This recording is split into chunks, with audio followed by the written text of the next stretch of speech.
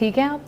हाँ, मैं तो ठीक हूँ, लेकिन दिल बहुत दुखी है आज। दहशतगर्दों के हवाले से सिक्योरिटीज राय ने ही ये बताया है कि उनके पास चूँकि इंटरनेशनल सैटेलाइट फोन्स हैं, इसलिए वो अपने आकाओं से जो हिंदुस्तान में बैठे हैं, जो अफगानिस्तान में बैठे हैं, जो कहीं और बैठे हैं, उनसे राब्ते में हैं। जब से कल से ये हादसा पेश आया है और जब से ये सब कुछ हो रहा है, इंडियन मीडिया जो है इसके ऊपर लिटरली मतलब बगलें बजा रहा है और उसके अंदर वो एक इंप्रेशन दे रहे हैं कि जनाब बीएलए वाले जो हैं वो क्या उन्होंने कमाल कर दिया है और वो तो हीरोज़ हैं और वो बड़ा कोई ज़बरदस्त काम कर रहे हैं कि उन्होंने पाकिस्तान के अंदर दहशतगर्दी फैला रहे हैं। इन बेशर्मों को इस बात का भी आइडिया नहीं है कि यहाँ पे इस ट्रेन के अंदर जो है औरतें और बच्चे और बूढ़े भी वहाँ पे मौजूद थे। क्यों भाई, तुमने जो कसाब भेजा था और कसाब के साथ में जो कुत्ते भेजे थे, उन लोगों ने जो हमारे यहाँ पे मासूम महिलाओं बच्चों को मारा था, मासूम लोगों को मारा था, उस टाइम पे तुम लोगों को शर्म नहीं आई?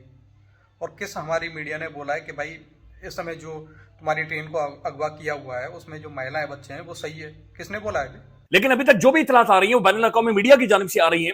पाकिस्तान का मीडिया चुस बिल्कुल कोई ठुस किस्म का मीडिया है, यानी मीडिया के नाम पर ये काला धब्बा है।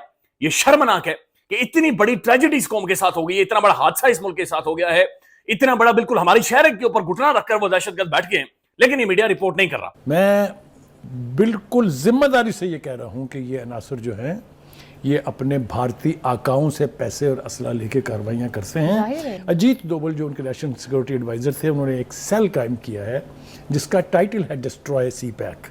तो फिर तुम्हारी नंबर 1 जो आर्मी है, आईएसआई है, इंटेलिजेंस एजेंसी, वो क्या कर रही है? वो चने बेच रही है। नमस्कार दोस्तों, जय हिंद। तो दोस्तों, जैसा कि आपने इंट्रो में देखा, पाकिस्तानियों को रो के बड़ा हाल है भाई। और ये लोग, अब मैंने बोला था भाई कि ये लोग बोलेंगे भारत की साजिश है या फिर राह की साजिश है, वही इन लोगों ने रोना धोना शुरू कर दिया है। बाकी जो इन लोगों ने पाला था, जो मतलब इन लोगों ने सपोले पाले थे, वही इनको डस रहे हैं। लेकिन इनको वही है ना कि पाकिस्तानी कौम है, हमेशा भारत की साजिश, दूसरों पे आरोप लगाना, यही काम है। खुद कुछ कर नहीं सकते। इनकी जो बुज़दिल आर्मी है वो सिर्फ मासूम लोगों को ही मार सकती है। बलूचिस्तान के अंदर कोई टक्कर वाली आर्मी के सामने ये आ नहीं सकते, आते हैं तो हमेशा सरेंडर करते हैं।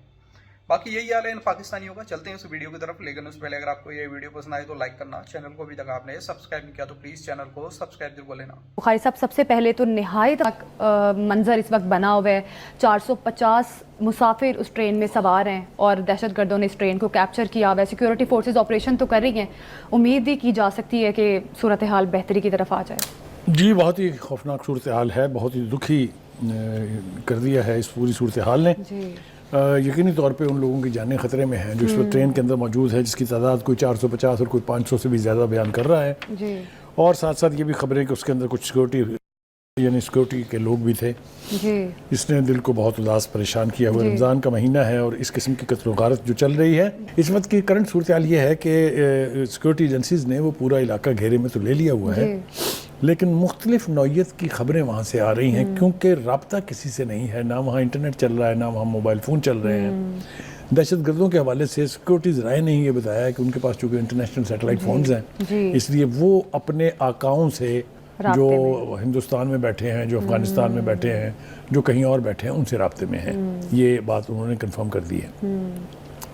देखिए, Balochistan is bleeding for a long time.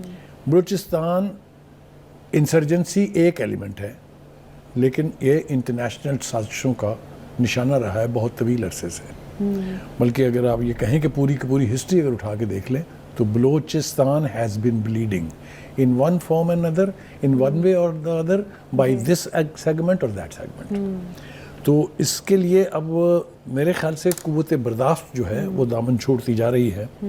जब इन अनासर के ख़िलाफ़ कार्रवाई होती है तो यहाँ पर कुछ मुल्क दुश्मन, कुछ बेगैरत किस्म के लोग हैं जिनके पेट में फटाफट मरोड़ उठने लग जाते हैं कि इंसानियत ख़तरे में है, इंसानी हकूक़ ख़तरे में है। ये जानों के साथ जो खिलवाड़ कर रहे हैं, इस पर किसी बेगैरत को बोलने की कोई यानी ज़रूरत महसूस नहीं होती है। जो बताएं दुनिया क्या सोचेगी आपके बारे में, क्यों आएंगे यहाँ इन्वेस्टर्स?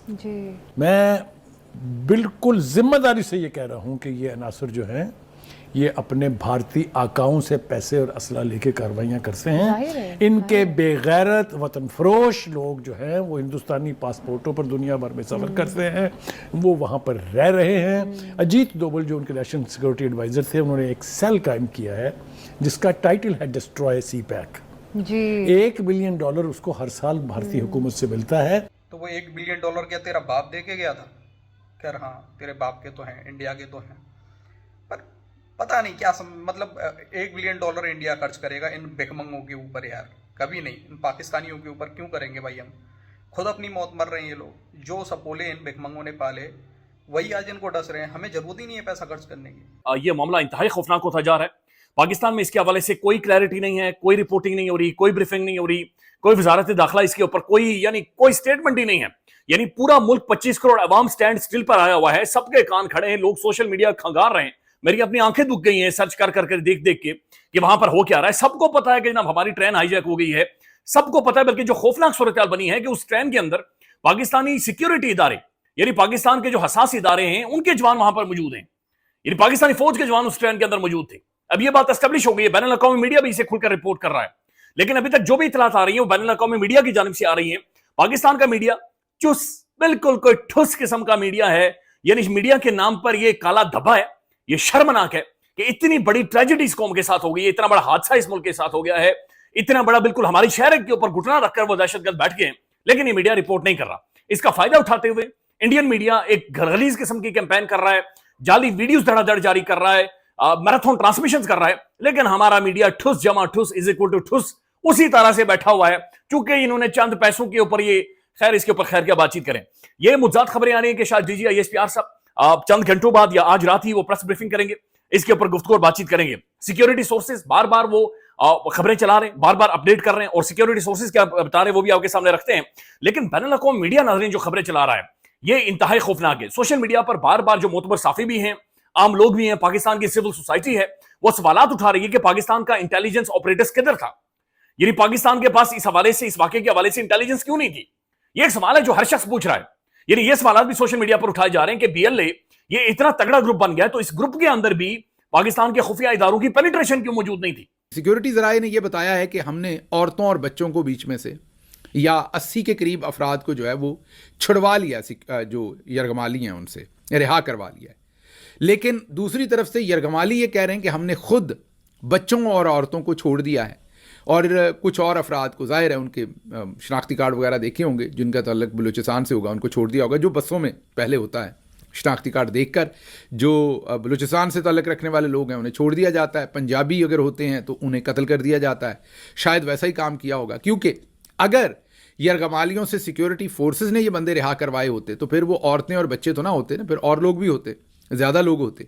तो ये सूरत हाल है। अच्छा, जो रिपोर्टर हैं ग्राउंड पर बलूचिस्तान से वो ये बता रहे हैं कि इस ट्रेन में ज़्यादा तादाद और शायद 100 से भी ज़्यादा तादाद हमारे सिक्योरिटी के एहलकारों की है। तो अभी तक 20, ये उनका क्लेम है, we don't know how true it is, but ये उनका क्लेम है जो मीडिया पर, सोशल मीडिया पर चल रहा है कि 20 पाकिस्तानी फौज या पाकिस्तानी सिक्योरिटी फोर्सेस के जो एहलकार हैं उन्हें अभी तक शहीद कर दिया गया है। निकम्मी आर्मी है इनकी, कुछ कर नहीं सकती, काम धाम इनके पास में है नहीं। हमेशा बोलते लंबर बने, लेकिन सिर्फ मासूम लोगों को ही मार सकते हैं ये लोग। मैं तो इन पाकिस्तानियों को हमेशा ही बोलता आया हूँ कि एक काम करो, अपनी ISI को और अपनी आर्मी को कहीं ना कहीं भीख मांगने पे या बूट पॉलिश पे रख दो, ताकि तुम्हारी इकॉनमी में कुछ सुधार होगा। 1% कुछ भी काम की नहीं है। बाकी दोस्तों आपका क्या कहना है, अपनी राय कमेंट में ज़रूर देना। वीडियो पसंद आई तो लाइक कर देना। फिर मिलते किसी नेक्स्ट वीडियो में, तब तक के लिए जय हिंद, जय भारत।